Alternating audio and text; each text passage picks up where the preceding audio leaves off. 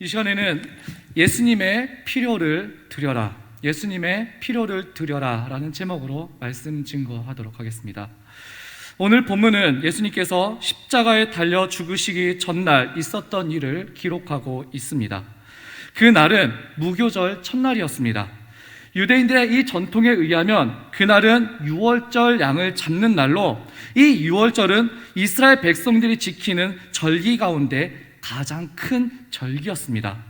우리가 잘 아는 것처럼 이 유월절은 이스라엘 백성들이 400년 동안 종살이 하던 애굽에서 탈출하던 사건과 관련되어 있습니다. 이스라엘 백성들을 내보내지 않겠다고 고집을 피우는 이 애굽의 바로왕으로 인해서 하나님께서는 이 바로왕과 애굽에 큰 재앙을 내리시게 되죠. 그리고 마지막 10번째 재앙은 애굽에서 처음 태어나는 모든 것들을 죽이는 일명 장자의 죽음이었습니다. 그런데 그 재앙을 겪지 않은 사람들이 있습니다. 하나님께서 말씀하신 대로 어린 양을 잡아서 그 피를 집 좌우 문설주와 임방에 발라 넣으면 이 죽음의 천사가 애굽 전역에 첫 번째 태어난 것들을 죽일 때에 그 집은 피해 간다고 했는데, 그 말씀에 순종한 사람들, 바로 이스라엘 사람들은 그 마지막 재앙을 겪지 않았습니다. 그 죽음의 천사가 그 집에 재앙을 내리지 않고 뛰어 넘어갔다라는 뜻에서 그 날을 유월절이라고 하게 되었습니다. 이 유월절은 애굽 땅에서 그 10번째 재앙을 피하던 그 날, 그 단회적 사건으로 끝나지 않았습니다. 매월 정월의 14일을 유월절로 지켜야 했던 것은 하나님께서 율법을 통해서 그 유월절이 되면 반드시 하나님 앞에 나와서 그 유월절을 지켜야 한다라고 말씀했기 때문이죠. 그래서 이 유월절은 하나님의 임재를 상징하는 회막 앞에 모여서 지켜야 했고, 또 가나안 땅에 정착한 이후에는 예루살렘 성전에 모여서 지켜야 했습니다. 그리고 그 이후에 남유다가 바벨론에 멸망당하고 예루살렘 성전이 파괴되고 이스라엘 사람 백성들이 포로로 잡혀간 상황에서는 더 이상 예루살렘에 모여서 유월절을 지킬 수가 없었습니다.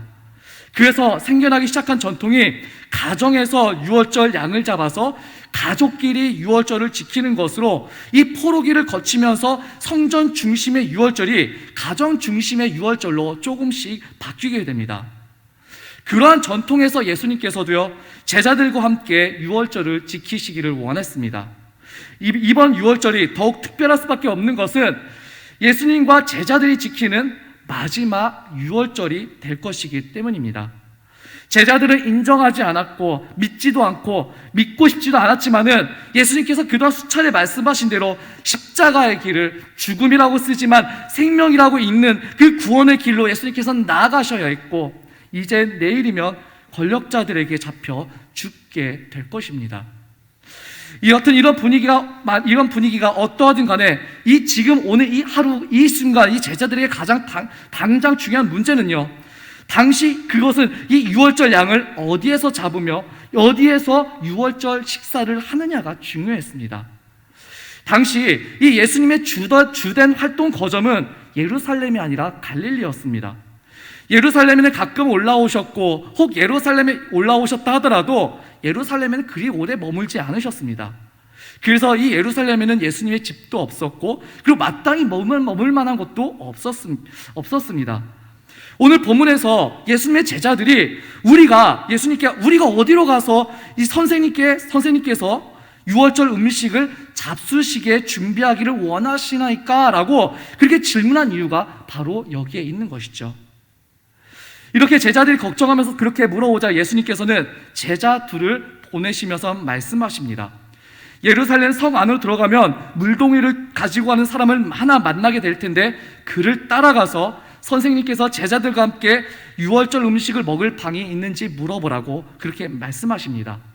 그리고 이어서 그러면 그 사람이 커다란 다락방을 보여줄 것이니 그곳에서 유월절 음식을 준비하면 된다라고 말씀하십니다.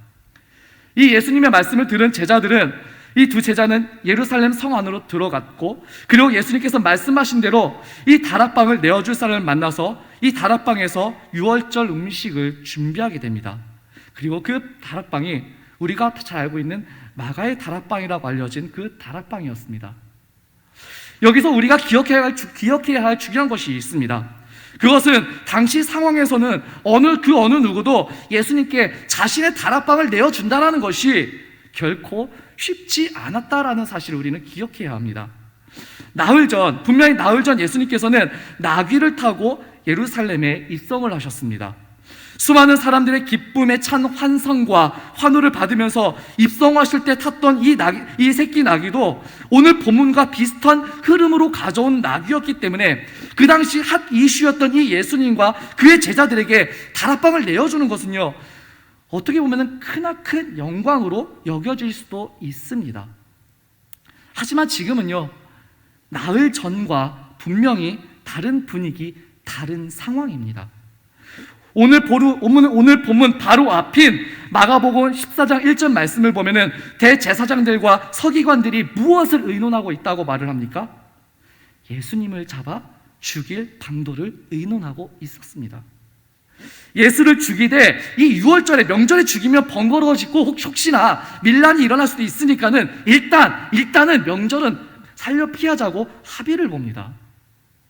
여기에서 말하는 이 대제사장과 그리고 이 서기관들은 이 산헤드린 공회의 공회원을 의미합니다. 산헤드린 공회는요, 오늘날로 말하면은 국회와 비슷한 곳이지만은 오늘날 국회가 가지고 있는 것보다도 훨씬 더 큰 권한을 가진 곳이었습니다. 그 당시 이 로마 통치하에서도 이 정치 문제를 제외한 그 유대 사회의 입법과 그리고 사법을 총괄하는 그 최고의 정책 의결 기구로 주로 율법을 해석하기도 했고 종교 재판을 하기도 했고 그리고 성전 치안 문제들을 다루던 것이 바로 이 산헤드린 공회였습니다. 다시 말해서 이 로마와 그리고 정치 쪽만 건드리지 않으면은 그들 자체만으로도 할 수 있는 그런 범위와 권한이 굉장히 매우 컸다라는 것입니다. 물론 그곳에서도요, 사형을 결정할 수 있었습니다. 비록 지금은 로마의 통치를 받고 있기 때문에 사형을 집행하기 위해서는 로마 총독의 허락을 받아야 했지만은 사형을 결정할 수 있는 권한까지 가진 그런 막강한 권력 집단이 바로 이 산헤드린 공회였던 것이죠. 그 산헤드린 공회가 예수님을 잡아 죽이겠다고 마음먹었다라면은 더구나 1절에서 말씀하고 있는 것처럼 예수님께서 어떤 죄를 지었기 때문에 예수님을 죽이는 것이 아니라 흉계로 예수님을 죽이려고 했다고 하는데요, 이 흉계라는 것이 무엇입니까?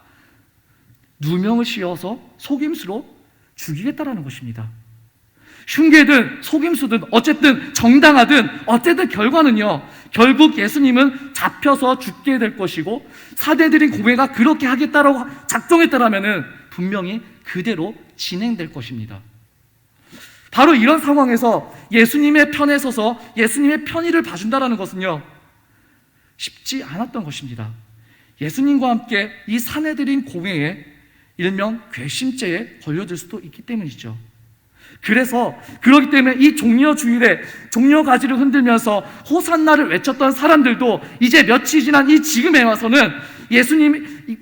후에 와서는 예수를 십자가에 못 박으라고 종려나무꽃을 흔들던 손 대신 주먹을 흔들으면서 호산나 대신 괴성을 지르면서 예수를 십자가에 못 박으라고 그들은 외쳤던 것이죠. 그러한 상황과 현실 앞에서 예수님께 자신의 방을 내어주어 6월절 음식을 잡수이시도록 배려한다는 것은요, 이 산헤드린 공회의 미움을 받아서 어떤 어려움을 당할지 알 수도 없는 일입니다. 그럼에도 불구하고 오늘 본문에는 그 이름이 언급되지 않는 그 무명의 사람이 자신의 다락방을 예수님과 제자들을 위해서 기꺼이 내어 놓았습니다. 솔직히 이런 모습이 진짜 신앙 아니겠습니까? 우리가 신앙생활을 한다고 하면서도 너무나 많은 경우에 이 신앙생활이 나에게 유익이 되어야 한다라고 우리는 그렇게 생각합니다. 나를 위한 그런 결과물이나 그런 유익이 주어지게 하는 것이 그런 것이 바로 신앙생활이라고 생각하는 사람들이 많이 있습니다. 그러다 보니까는 내가 신앙생활 같은 그런 노력을 열심히 그리고 잘하면 무조건 잘 되어야 한다라는 그런 공식이, 그 세상 사람들의 공식이 바로 우리 믿는 사람들에게도 고스란히 적용되어 있는 경우도 굉장히 많이 있죠. 진정한 신앙은요, 그것이 내게 유익되도록 하는 것이 아니라 내가 주님을 위해서 무언가를 할 수 있다는 것이, 그것이 진짜 신앙입니다. 신앙생활이 우리에게 유익을 주는 것은요, 예수를 믿음으로 우리에게 영원한 생명이 주어지는 것, 그리고 그 생명을 붙들고 있으면 우리에게 영원한 천국이 주어진다는 사실, 바로 그것이 우리에게 주는, 신앙생활이 우리에게 주는 유익인 것입니다. 그럼에도 많은 사람들이 이 신앙을 오해합니다. 물론 이 신앙으로 인해서 하나님께서 우리에게 더 풍성한 복을 주실 수 있습니다. 하지만 그것이 신앙의 전부와 본질이 아닐 뿐더러 그저 그걸 통해서 받는 복, 거기에만 이 신앙 초점을 맞추는 것은요, 잘못된 것입니다. 나를 내려놓고 주님이 내 삶의 주인으로 좌정케 하시는 것, 그것이 바로 신앙입니다. 좌정. 하나님이, 예수님이 나의 주인으로 자리 잡으시는 것, 좌정. 그래서 내 삶이 주님이 원하시는 방향으로 바뀌어지고 내 생각이 주님의 생각으로 바뀌어져 가는 것입니다. 그야말로 나는 죽고 내 안에 그리스도께서 사시는 것이죠. 예수님이 우리 성도님들의 주인으로 좌정하시기를 소망합니다. 오늘 본문으로 돌아와서 예수님께 자신의 다락방을 내어놓은 그 사람을 우리 한번 보겠습니다. 예수님을 위해서 이 다락방을 내어놓은 이 일은요, 결코 자신에게 유익을 주는 일이 아니었습니다. 말씀드린 것처럼 이 다락방을 내어드림으로 인해서 불이익과 어려움이 닥칠 수도 있습니다. 그런데도 기꺼이 이 다락방을 내어드렸다는 것은 자신의 유익이나 자신에게 도움이 되는 것을 생각한 것이 아니라 지금 주님께 필요한 것이 무엇인가를 생각했기 때문에 가능한 것입니다. 주님을 위해서 내가 할 수 있는 일이 무엇일까를 생각하고 내 자신이 할 수 있는 것이라면 기꺼이 주님을 위해서 드릴 수 있다는 마음이, 바로 그 마음이 다락방을 내어놓을 수 있었던 것입니다. 오늘 본문보다 며칠 앞선 날에도 오늘 본문과 비슷한 사건이 있었죠. 조금 전에도 말씀드렸지만은 예수님께서 예루살렘 성으로 들어가려 하실 때에 이 제자들을 맞은편 마을도 보내시면서 아무도 타보지 않은 나귀의 새끼가 내어 있는 것을 보게 될 텐데 그것을 끌고 오라고 말씀하십니다. 그러자 이 이름이 언급되지 않은 그 나귀의 주인은 주님이 쓰시겠다라는 이 말 한마디만 듣고도 기꺼이 자기의 소유이자 자기의 귀중한 재산이었던 이 나귀의 새끼를 주님을 위해서 내어드렸습니다. 그리고 그것을 타고 예수님께서 예루살렘 성으로 들어가셨습니다. 앞서 말씀드렸듯이 오늘 본문의 분위기와 물론 앞에 그때 분위기와 반응은 전혀 달랐던 상황이지만은 이 나귀를 내어드린다는 것 또한 큰 결심이 필요한 일이었습니다. 그런데 그렇게 주님을 위해서 내어놓은 사람들이 있었기 때문에 예수님께서 하시고자 하는 일들을 하실 수가 있었던 것입니다. 오늘 본문에서 다락방을 내어놓은 이도 마찬가지입니다. 자신도 분명 유월절 음식을 준비해야 하지만은 주님께서 필요하시다고 하니까 이 다락방을 기꺼이 내어놓아 주님께서 쓰시게끔 하셨습니다. 상황적 배경을 보더라도 그러한데 우리가 다시 시간적 배경을 놓고서도 다시 한번 바라볼까요? 이 시간적 배경을 놓고 보더라도요, 사실 이 사람이 결코 다락방을 그렇게 호락호락하게 쉽게 내줄 만한 상황이 또한 아니었습니다. 이때가 언제였다라고 말을 합니까? 유월절. 바로 예루살렘에 순례객들이 바로 가득했을 때였습니다. 오히려 이 방 하나를 확보해 놓으면 큰 수익을 올릴 수 있는 그런 절호의 기회이기도 했습니다.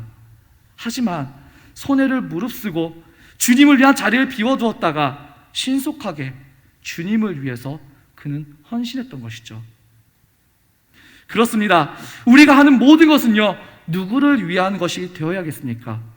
내가 미래를 준비하는 모든 것은요, 분명 또한 누구에게 초점을 맞춰야겠습니까? 바로 그것은요, 예수 그리스도이십니다. 우리의 유일하고도 결코 변할 수 없는 그 영원한 목표는요, 바로 예수 그리스도입니다. 그래서 사도 바울은요, 이렇게 고백합니다. 우리 빌립보서 3장 13절 14절 말씀 우리 함께 읽도록 하겠습니다. 함께 읽겠습니다. 시작. 형제들아, 나는 아직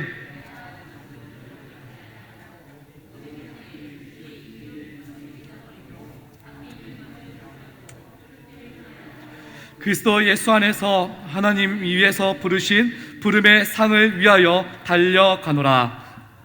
아멘. 그렇습니다. 이 바울에게는요, 하나의 뚜렷한 목표가 있었습니다.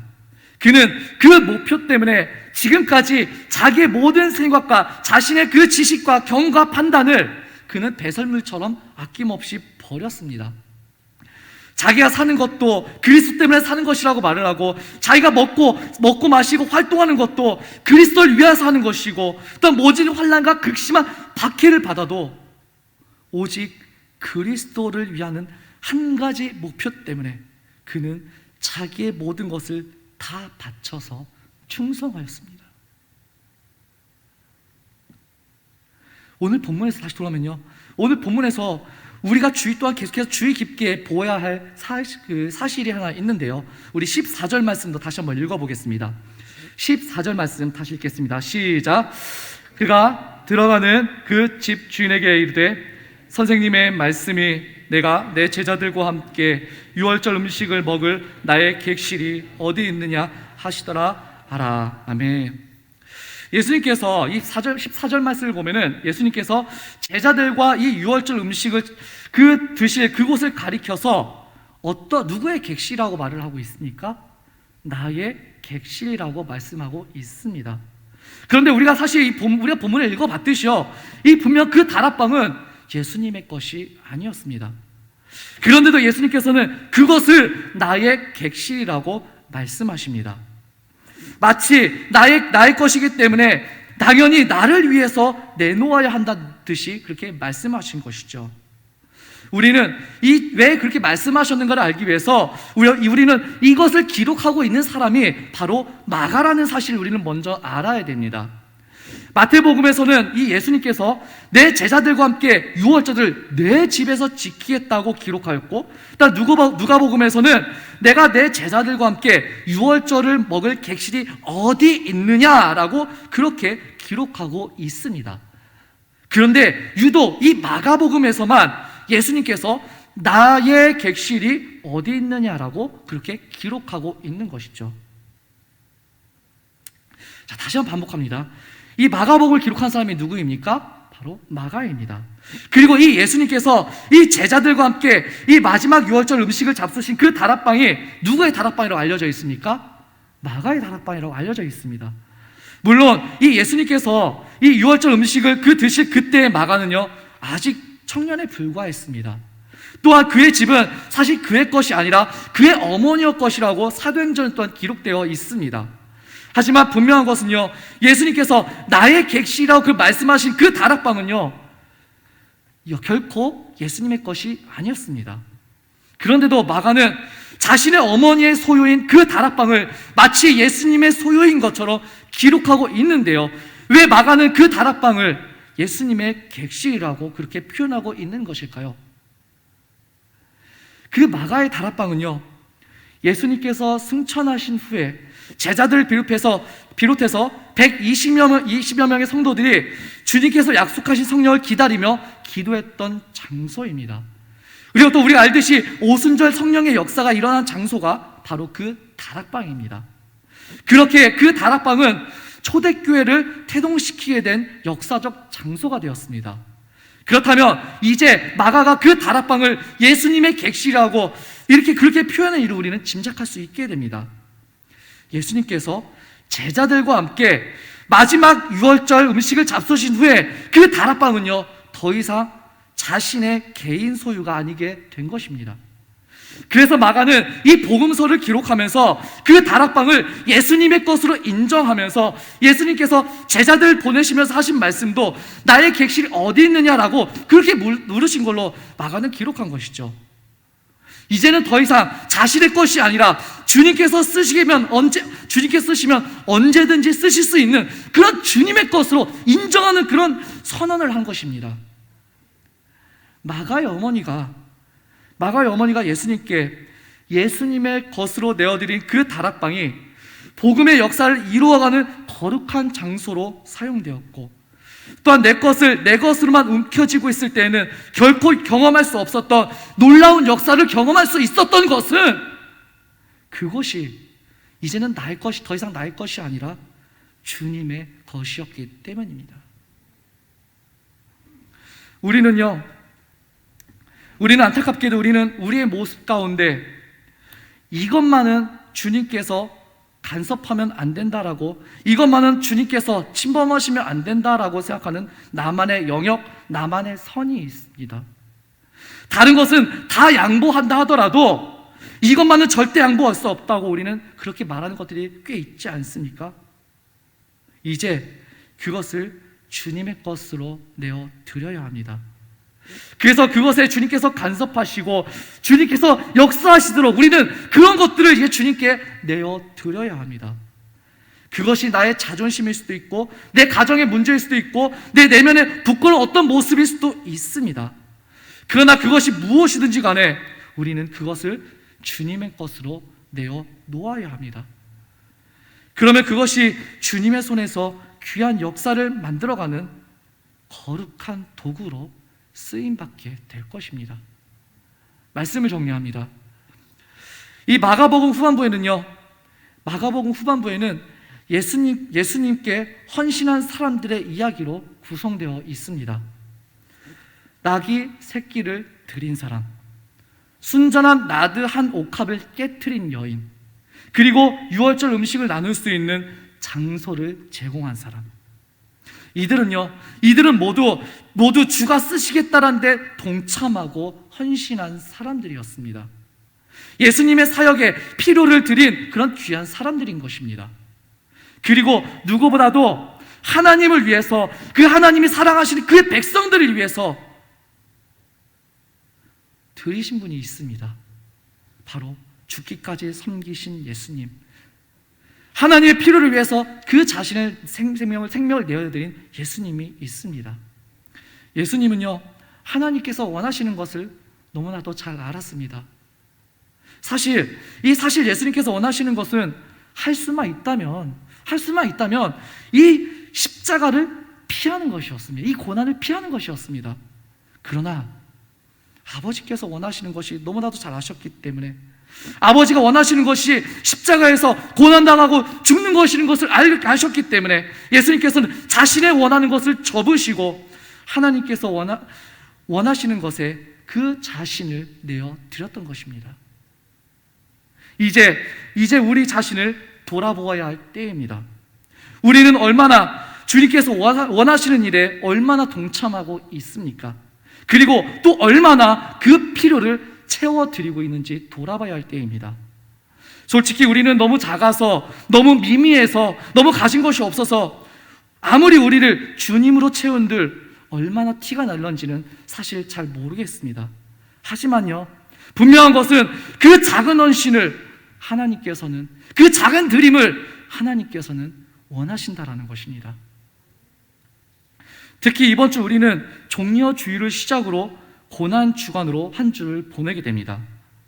하나님께서는 바로 이때야말로 우리 성도님들께서 하나님의 필요를 채우시기를 원하십니다. 어떻게요? 바로 우리 성도님들의 삶으로, 그리고 신앙으로요. 예수님의 십자가가 외면받고 어리석다고 말을 하고, 예수님의 고난이 언제까지나 타인의 고난으로 폄하하는 그런 많은 사람들 가운데에 복음의 빛을 비추며 십자가의 그 사랑을 드러내는 일에, 세상의 소금과 빛이 되는 것에 우리 성도님들의 섬김과 헌신을 원하신다는 것입니다. 눈에 보이는 계산, 좀 더 커 보이는 그런 유익들을 붙잡고 아까워하면서 예수님의 십자가를 놓쳐버리고 잃어버리는 것이 아니라 주님께서 나에게 정말 원하는 것이 무엇인가를, 정말 나에게 정말 원하시는 것이 무엇인가를 알아서 그것을 구하고 그것을 이루어드리는 우리 성도님들 되시기를 소망합니다. 우리에게 정말 소중한 것이 무엇이고 또한 죄의 비참함에 찌들어 있는 우리들에게 정말 필요한 것이 무엇입니까? 바로 예수 그리스도의 십자가입니다. 오직 예수 그리스도뿐입니다. 그런 죄 있는 우리의 필요를 하나님께서 채워주셨습니다. 예수님께서 내어주셨고 예수님께서는 채찍질을 견디셨고 십자가에 달리셨습니다. 이제 우리의 필요를 채는 우리는 하나님의 그리고 예수님의 필요를 채워드릴 때입니다. 이제 주님께서 원하신다고 그가 필요하시다라고 하면 이제 우리는 드릴 때입니다. 내가 밥을 굶어도 드릴 줄 알고 내가 고생되고 죽어도 순종할 줄 알고 내가 손해봐도 드려야 할 것입니다. 바로 그것이 하나님께 영광이고 우리에게는 축복이기 때문입니다. 내가 예수님의 필요를 채워드리고 주님의 뜻을 이루어드릴 때마다 예수님께서는 기쁘시게 받으시고 또한 우리의 필요를 채워주실 것입니다. 이 한 주 고난의 십자가를 깊이 묵상하시면서 나의 이 조그마한 삶을 통하여서 하나님께서 원하시는 것이 무엇인지 또한 말씀과 기도를 통해서 고민하시고 또 그 고난 때문에 하나님의 필요를 외면하지 않는 우리의 삶이 되게 해달라고 십자가 앞에 엎드리시는 우리 성도님들 되시기를 주님의 이름으로 간절히 축원합니다. 기도하겠습니다.